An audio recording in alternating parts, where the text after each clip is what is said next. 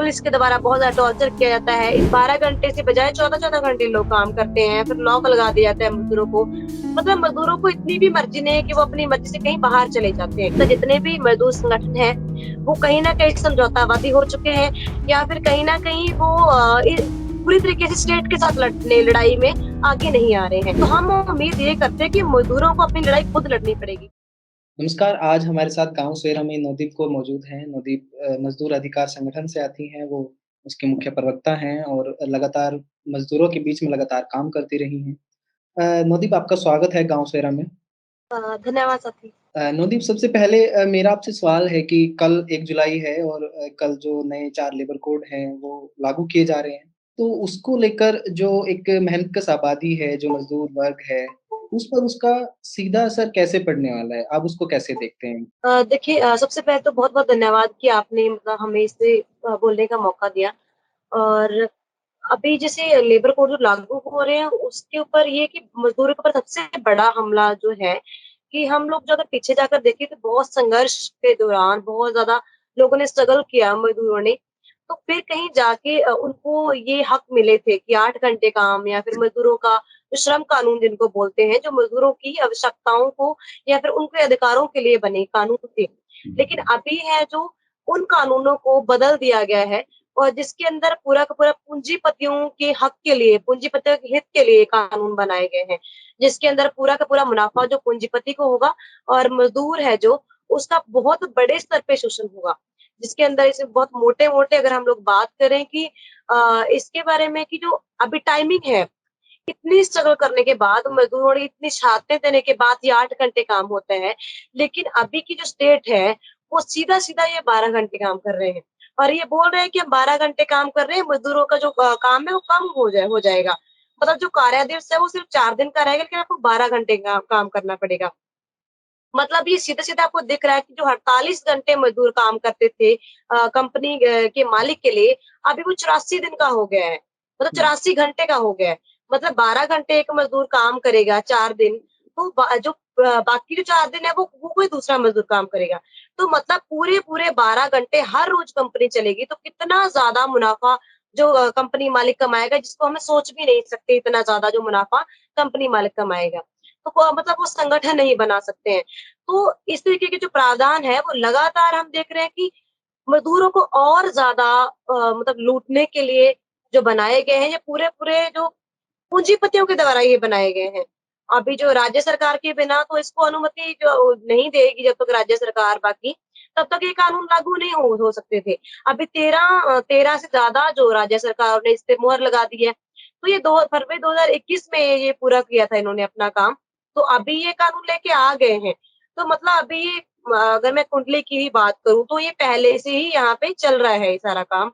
12 घंटे से बजाय 14-14 घंटे लोग काम करते हैं, फिर लॉक लगा दिया जाता है मज़दूरों को। मतलब मज़दूरों को इतनी भी मर्ज़ी नहीं है कि वो अपनी मर्ज़ी से कहीं बाहर चले जाते हैं। तो अगर वो कुछ छुट्टी करता है मजबूरी में, बीमारी में या कुछ भी ऐसी इमरजेंसी में, तो उनका 2 दिन की सैलरी काट लेना या फिर उनको मतलब कंपनी से बाहर निकाल देना, ऐसी स्थिति जो अभी तक आ रही है।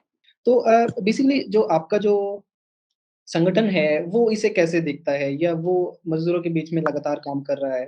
तो वो इस पे क्या स्टैंड ले रहा है कि वो ये जो लेबर कोड की जो लड़ाई है, वो उसको कैसे आगे लेके जा रहा है? देखिए, हम लोग जो इस तरीके से देखते हैं कि इस कानून के बारे में मज़दूरों के अंदर जाके ग्राउंड के अंदर जाके मज़दूरों को संगठित करने की ज़रूरत है। क्योंकि कुंडली के अंदर जब से मैं यहाँ पे आई हूँ, मैंने यहाँ पे किसी भी संगठन को काम करते नहीं देखा है और इसीलिए मज़दूरों के अंदर एक बहुत बड़ा डर है कि वो हड़ताल नहीं करते हैं या फिर वो पुलिस तक के पास नहीं जाते हैं। कंपनी मालिकों के द्वारा यहाँ पे बहुत गुंडों की टीम तैयार के रखी है कि वो थोड़ा-सा भी 5-6 लोग मज़दूर इकट्ठा होके भी विरोध नहीं कर सकते हैं। तो जब मज़दूर विकास संगठन सिर्फ़ उनकी सैलरी दिलाने के लिए जो उन्होंने काम किया है उस सैलरी को दिलाने के लिए प्रोटेस्ट करता है, तो वहाँ पे भी अटैक होता है। तो इन हुँ, कानून के आने से पहले ही हुँ। यहाँ पे इतना ज़्यादा गुंडागर्दी है, इतना ज़्यादा पुलिस स्टेट और ये कंपनी मालिकों का गठजोड़ है।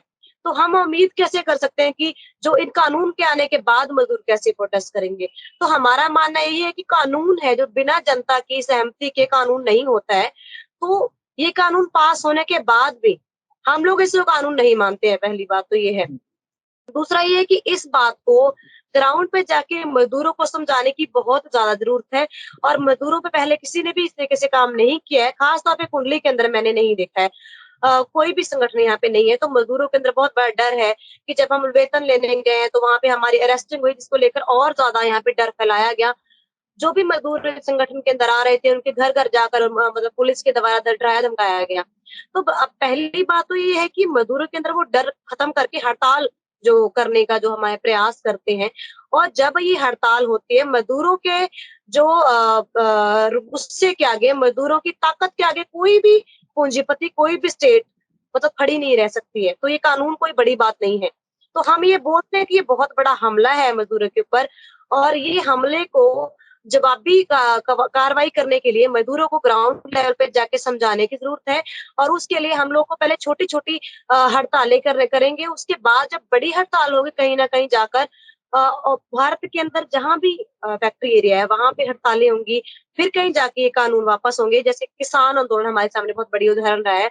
तो ये वो भी ऐसे बोला गया था कि ये कानून अभी वापस नहीं हो सकते, ये तो बन गए, ये तो लागू हो गए, सब चीज़ हो गया है। लेकिन वो जनता की कार्रवाई से वापस लिए गए हैं। तो ऐसे ही मज़दूरों को समझाने की बस देर है, मज़दूरों के अंदर बहुत बड़ी ताकत है जो उनको एहसास नहीं है। बस उसका एहसास कराना ही हमारे संगठन का जो काम है। नोदीप, जैसे मास काम करता है मज़दूर अधिकार संगठन, वैसे ही तमाम तरह के संगठन और भी हैं, जो मज़दूरों के अधिकारों की लड़ाई लगातार लड़ रहे हैं देश में। तो क्या आप लोगों ने प्रयत्न किया है या किसी तरह की ऐसी तैयारी भी है कि आप किसी एक जॉइंट फ्रंट पे आकर आप सब लोग एक साथ होकर इस लड़ाई को आगे लेकर जाएँगे? क्या ऐसी भी कोई रणनीति चल रही है? बिल्कुल, इस पे यूनाइटेड फ्रंट हम लोगों ने बनाया है, जिसके अंदर बहुत सारे ट्रेड यूनियंस भी हैं, जिसके अंदर कुछ स्टूडेंट फ्रंट भी हैं, कि जो भी ऐसी कोई नीति है जो सामाजिक समाज के खिलाफ नीति है, उसके खिलाफ ये फ्रंट बनाया गया है, जो अभी अग्निपथ के ऊपर भी है। इसको हम अलग करके नहीं देखते हैं कि अग्निपथ जो आया है, इस पे भी यूनाइटेड फ्रंट बना है, जिसके ऊपर अब प्रोटेस्ट भी हम बहुत जल्दी कर रहे हैं। हमने पहले करने की कोशिश की थी 24 तारीख को, जिसके ऊपर बहुत सारे साथियों को डिटेन कर लिया गया। हुँ। तो लेबर कोड और अग्निपथ या फिर जो भी चीज़ें हैं, इन सब के ऊपर एक बहुत बड़े जो स्तर के ऊपर हमें और भी जो मज़दूर संगठन है उसको हम यूनाइट करने की कोशिश कर रहे हैं। क्योंकि बिना संयुक्त मोर्चे के, बिना यूनाइटेड फ्रंट के ये कानून वापस नहीं हो सकते और इसके लिए हम लोग बहुत कोशिश कर रहे हैं और एक बना भी है उसके अंदर अभी फ़िलहाल दिल्ली के जो संगठन है, हरियाणा के कुछ संगठन हैं वो तो शामिल है लेकिन और जो राज्य हैं और कुछ-कुछ जैसे गुड़गाँव है या फिर और कुछ-कुछ जहाँ पे फैक्ट्रीज़ हैं, वहाँ के हुँ। और लोगों को भी शामिल करने की ज़रूरत है। तो अभी हम इस पे कर रहे हैं। हमें जो अग्निपथ जो आया है, जो इन्होंने बोला है कि 4 साल की भर्ती होगी, इसको भी हम इसको साथ मिलाकर देखते हैं कि अभी जो नई तकनीक आ रही है, नई मशीनें आ रही हैं, नई-नई चीज़ें विकास कर रही हैं, जो पूंजीपतियों के हित के लिए है। अभी इनको नई लेबर चाहिए, पढ़ी-लिखी लेबर चाहिए। 4 साल के बाद जब वो निकलेंगे तो कौन लोग जो बयान दे रहे हैं कि हम इनको नौकरी देंगे? यही जिनके फैक्ट्री मालिक हैं जो बड़े-बड़े, जिनके बड़े-बड़े कारखाने चलते हैं, जो बड़ी-बड़ी कंपनियों के मालिक हैं, उन्हीं लोगों ने बोला है कि हम इनको नौकरी देंगे। तो वो इतने सारे बड़ी संख्या में जो नौजवान हैं, उनको नौकरी कहाँ मिलेगी? वो फैक्ट्री-ओरियो के अंदर मिलेगी। सबसे ज़्यादा तो सारे तो लोग सिक्योरिटी गार्ड नहीं बन सकते, सारे लोग और संस्थाओं में नहीं जा सकते हैं। तो सबसे ज़्यादा मज़दूर कहाँ जाएँगे? वो फैक्ट्री-ओरियो के अंदर जाएँगे। तो पढ़ी-लिखी सस्ती लेबर लाने के लिए जो ये यूथ को भी इसके अंदर धकेला जा रहा है, पढ़े-लिखे यूथ को। और इससे क्या होगा जो मज़दूर ऑलरेडी काम कर रहे हैं, उनकी जो वेतन है, उनका वेतन और ज़्यादा कम हो जाएगा जिससे कि आर्थिक तंगी और ज़्यादा बढ़ जाएगी और देश का जो विनाश की तरफ ये जो पूंजीपति इसको लेके जा रहे हैं, हम इसको साथ लेकर जो देखते हैं और इसीलिए यूनाइटेड फ्रंट जो बना है, कि जो अगर किसान आंदोलन की अगर बात करें, उस टाइम के दौरान लेबर कोड भी आए थे। स्टार्टिंग के अंदर 8 माँगे थी जिसके अंदर लेबर कोड भी शामिल था कि लेबर कोड को भी रद्द किया जाए। लेकिन उसके बाद सिर्फ 2-3 माँगे रह जाती हैं, एमएसपी रह जाती है, कृषि कानून रह जाते हैं, लेकिन उसके बाद एमएसपी भी काट के सिर्फ कृषि कानून रद्द करने के बाद वो मूवमेंट खत्म हो जाता है। हम बोलते हैं कि वो बहुत अच्छा मूवमेंट था, लोगों को एक नई सेध, नई राजनीतिक स्तर बढ़ाने का जो मूवमेंट था। लेकिन कहीं न कहीं अभी भी जो मज़दूरों को साथ लेने वाली वो बात अभी नहीं है। तो ज़रूरत ये है कि मज़दूर खुद जब खड़ा होगा, तो कहीं न कहीं ये हम बोल सकते हैं कि बाकी जो वर्ग साथ में आएँगे। तो उसके लिए बहुत ज़्यादा स्ट्रगल करने की ज़रूरत है। जितने भी मज़दूर संगठन हैं, वो कहीं न कहीं समझौतावादी हो चुके हैं या फिर कहीं न कहीं वो पूरी तरीके से स्टेट के साथ लड़ाई में आगे नहीं आ रहे हैं। तो जो संगठन है भी, वो संगठन जो अगर काम करना चाहते हैं तो वो आर्थिक तौर पे बहुत सारे मुश्किलें उनको आ रही हैं, या फिर पुलिस के द्वारा बहुत ज़्यादा टॉर्चर किया जाता है इस तरीके की जो उनके आगे अड़चनें हैं, जो बहुत मुश्किल से वो कर पा रहे हैं, लेकिन वो कर पा रहे हैं। ज़रूरत ये है कि जो समझौतावादी लोग हैं, उनको अलग करके रेडिकल संगठनों को आगे आने की ज़रूरत है, और जब मज़दूरों का मूवमेंट खड़ा होगा, उसके बाद हम उम्मीद कर सकते हैं किसान, नौजवान, बुद्धिजीवी वर्ग हमारे साथ आएँगे। तो हम किसानों को भी देखते हैं, जब किसान अपनी लड़ाई लड़ने के लिए खुद आया, उसके बाद लोगों ने समर्थन उसको करना शुरू किया था। तो घर में बैठे लोगों के लिए कोई समर्थन जुटाने नहीं आता है, तो हम उम्मीद ये करते हैं कि मज़दूरों को अपनी लड़ाई खुद लड़नी पड़ेगी। जो सामंती विचारधारा है, जो किसानों के अंदर भी है, जो कुछ लोगों के और भी जो मध्य वर्गीय लोगों के अंदर है, जो मज़दूरों के प्रति है, वो बोलने में कुछ और है, लेकिन व्यवहारिक जो चीज़ें हम देखते हैं, वो मज़दूरों के प्रति वो ठीक नज़रिया नहीं है। जो मज़दूर अगर खुद लड़ाई लड़ेंगे, फिर कहीं जाके वो एहसास दिला पाएँगे कि हम मतलब अपनी लड़ाई को जीत सकते हैं, और फिर वो लोग समर्थन करेंगे। शुक्रिया आपका बहुत-बहुत हम लोगों से बातचीत करने के लिए नवदीप। Thank you.